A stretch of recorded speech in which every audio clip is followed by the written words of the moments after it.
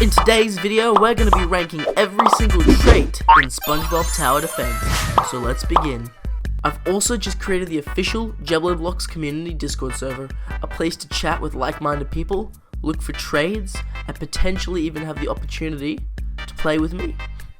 I'll also be hosting reward-filled giveaways, so join now to ensure you don't miss out. And I'm proud to announce my official JebloBlox merch is available for purchase. All profits made from the merch actually go towards funding my videos to create better content, so it is greatly appreciated. Hey guys, welcome back to another video. Today we're going to be jumping into the new update 6, where we have a whole bunch of new stuff, but most commonly known, we have the new unit traits. So we've got all the old ones, as well as the new Jellyfish Jam, Sea Bear, Sidekick, Scurvy, and the Neptune's crown. Now I've already gone ahead and gotten one of every single trait except for the commons, but one of every single unique trait and a lot of secret formulas trying to get Scurvy. But the only thing I am missing is the Neptune's crown, but we're going to spend 244 trait rolls at the end of the video to see if we get it. I'm feeling like that's pretty unlikely, but we'll give it a shot anyway. But as you know from the thumbnail and the title, we're going to be doing a tier list ranking all of the traits in the game. So let's just jump on with the first 3, which are all pretty much the same, different attributes. We have Strike, Surge, and Reach, which have the same values, except Strike, Surge, and Reach benefit the damage, attack speed, and range, respectively. Now these are only common traits, very easy to get, and not the best. So we're actually just going to jump on in and chuck these ones into the trash tier, because I wouldn't settle for any of these. I would settle for at least Pursuit over any of these 3. The next trait on the list is going to be Scholar, which doesn't actually do anything to the unit in the game. All it does is increase the unit's XP gain by 50%, which, with how difficult it is to actually level up some of these secrets, is just not worth it. So we're just going to put that one down in the C tier, because while it does have some use, I definitely wouldn't be using it when there's all these other traits. I actually did used to use it on all of my main units to try and level them up faster, but I just wasn't leveling them up any faster, really. I've had this Cyborg Plankton since it came out, and it's still only level 39, because even if I add all of my food, which I have a lot of, it only increases it by 4 levels, so that is just not worth it. On to our next trait, we're looking at Pursuits, which has a 6% chance of being obtained and increases the range by 35%. So as you can see, the difference, for example, you have 22 range on a regular Cyborg Plankton and 32.4 range on a Pursuit one. So in my opinion, Pursuit is probably the best starter trait that you can get if you don't have a lot of trait rerolls. It's not too difficult to get at 6%, and it's better than all of the ones previously. For that reason alone, I'm going to put Pursuit in B tier. Actually, I'm going to put that in low A tier, just because of how easy it is to obtain and how much better it is than all the other previous traits, though there are a lot better traits in front of that, which we'll get to. The next trait we're going to be looking at is the Jellyfish Jam, which boosts the nearby unit's attack speed by 25%. We can actually see by going in here, by placing this, it'll actually increase the attack speed. Doesn't even look like it's working right now because the stats are the same when it's in the range, so that's probably a bug that they're going to fix. Unless I'm just doing this wrong, but I don't know. The trait itself has a unique idea. It only benefits the speed by 25%. Whereas there's some other traits in here that increase the speed by more than 25%. Though this can also be used on multiple units if you use a massive AoE, a unit with a massive range, such as the Sponge Henge. That every unit in that range will get a speed cooldown. On cases like that, it could be a good trait. Though I feel like overall this is just a very average trait to use. So for that, I'm going to put it into B tier. The next trait is going to be Wealth, which has a 4% chance of being rolled, which I also forgot to mention Jellyfish Jam has 5%. But yeah, Wealth with 4%, which used to be 2% I believe, and now it's 4%, which is good because it is, well, let's just say that Wealth is complete trash. I would honestly say it's worse than the 3 commons.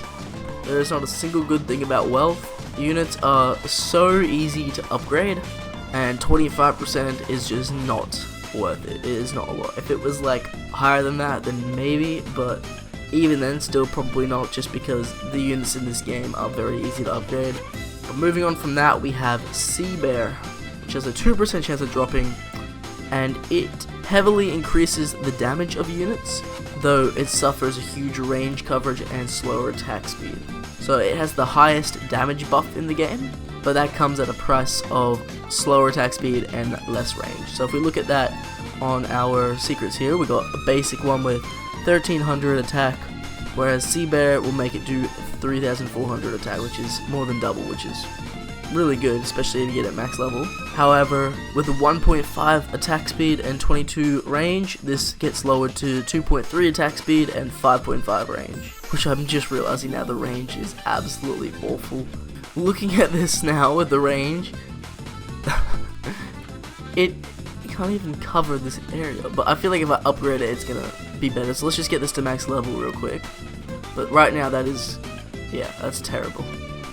Alright, so this is pretty much max level, and as you see the range is a little bit bigger now, but it's still pretty awful compared to what this range usually is, which is like this. Though Sea Bear can be a good trait under the right circumstances, such as on a unit that is primarily a boss killer, so something that can do heavy damage. It doesn't need too much range, it just needs to do a little bit of damage. Honestly though, the range buff is pretty bad that this makes this almost unusable. I feel like they're gonna change this and make it a little bit less punishing on the range, because this barely reaches anything. While the damage is very good, I feel like it's gonna overall do more damage with its original range, and if you had something like Secret Formula on it instead. So for that reason alone, I was gonna put it into A tier, but because it lowers it that much, it's probably more like a C to B tier. I feel like there's probably some units that would be very useful with this trait that I just can't think of right now, and so for that I'm gonna put it in B tier, the low B tier. But yeah, it's just definitely not worth it on like a Cyborg Planted, for example, as you can see, due to the range. The next trait on the list is Vortex, which is actually a very good one. It lowers the attack speed by 50%, which when compared to Surge, for example, 25%, so the highest level of Surge, Vortex is twice as powerful as that. So you can see that on here, for example, we have the regular 1300 damage every 1.5 seconds, which actually halves that, making that 1300 damage every 0.8 seconds. So it's definitely a very quick attacking unit now. Vortex is just an overall good trait to use on all units, pretty much, and it'll probably go at the very top of A tier, probably even close to the godly tier, but there are just some better traits than this, so it will be at A tier, but it's definitely better than everything else that we've got so far. Moving on from that, we have Sidekick with a 0.75% chance of dropping, and it increases the unit placement limit by 1. Now this on, let's say, a common, which you can play 6 of, for example, would be pretty bad. There's no point in having it really. But if you get that on, let's say, Cyborg Plankton, which in one of the more recent updates they've actually nerfed all of the secrets, primarily the Cyborg Plankton, meaning you can only place 1 Cyborg Plankton per game now, as well as the other secrets. However, with the new Sidekick trait, you will be able to now place 2, just like old times.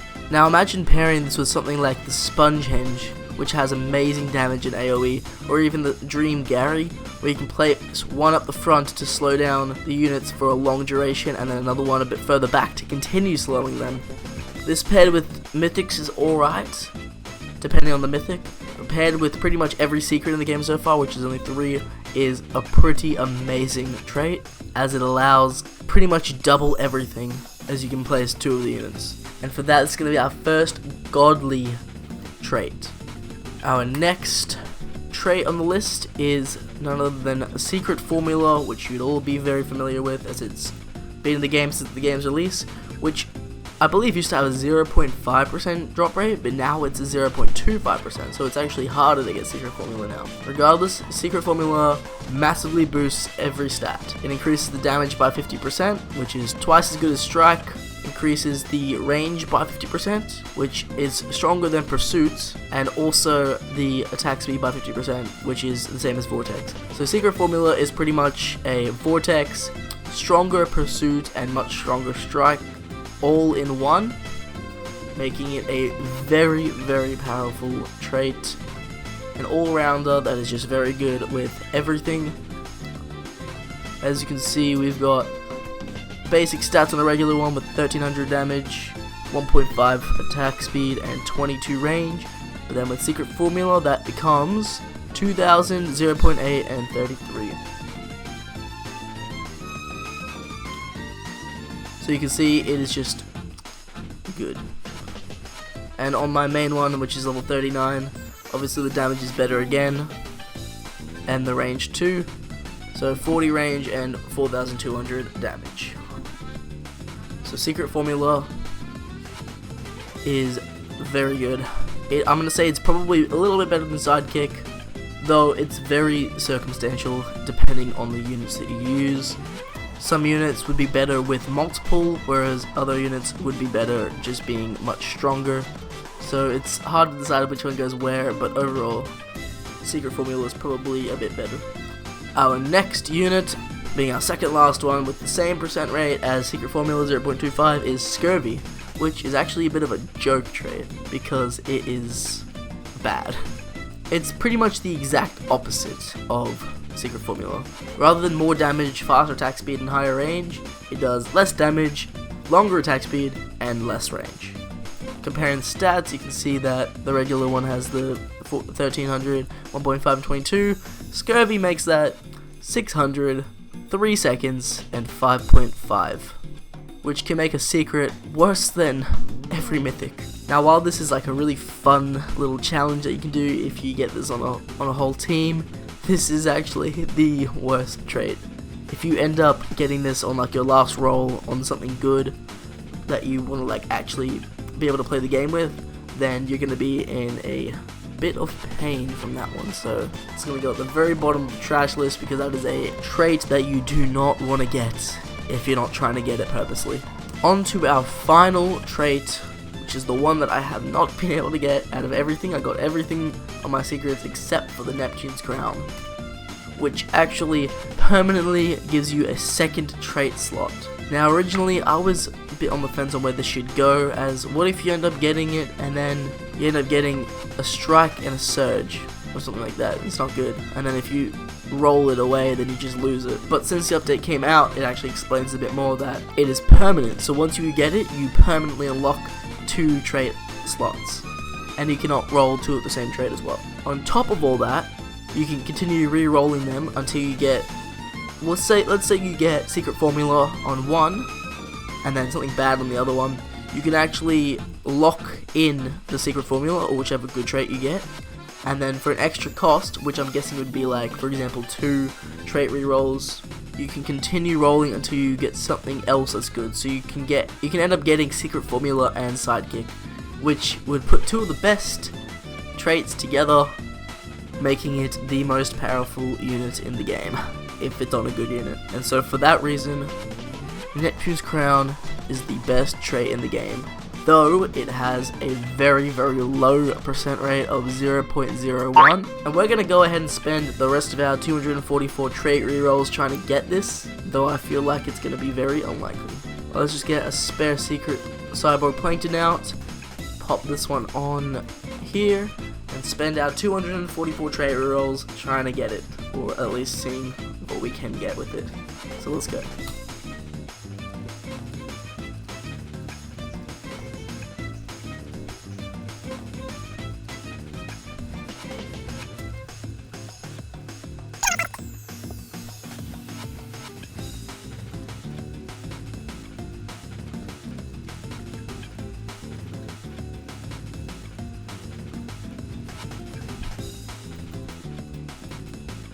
Well, we got Secret Formula, which I'm actually going to keep and just swap the unit onto another Cyberplankton. down to the last 10, so let's see if we can get it within 10 rolls. Not well, no thank you. And the last one, nah, okay. Well, that's all of them, so at least now we have 1, 2, 3, 4, 5 secret formula Zyboplanktons. Which I might just see if I could trade these for like multiple Zyboplanktons, so I can have more. See if I could do like one secret formula Cyberplankton for like 3 or 4 Cyboplanktons. I don't know, depending on the value. But there we have it, guys. That is our final list of all traits in the game currently, the best ones and the worst ones. If you have a different opinion on any of these, feel free to share below in the comments, as I'm happy to hear what you guys have to say about it. But thank you guys for watching the video. If you enjoyed, be sure to like and subscribe, as well as join the Discord server, as I have a special giveaway coming up soon. I'm running into everything right now. But yeah, I'll see you guys in the next video. Bye bye.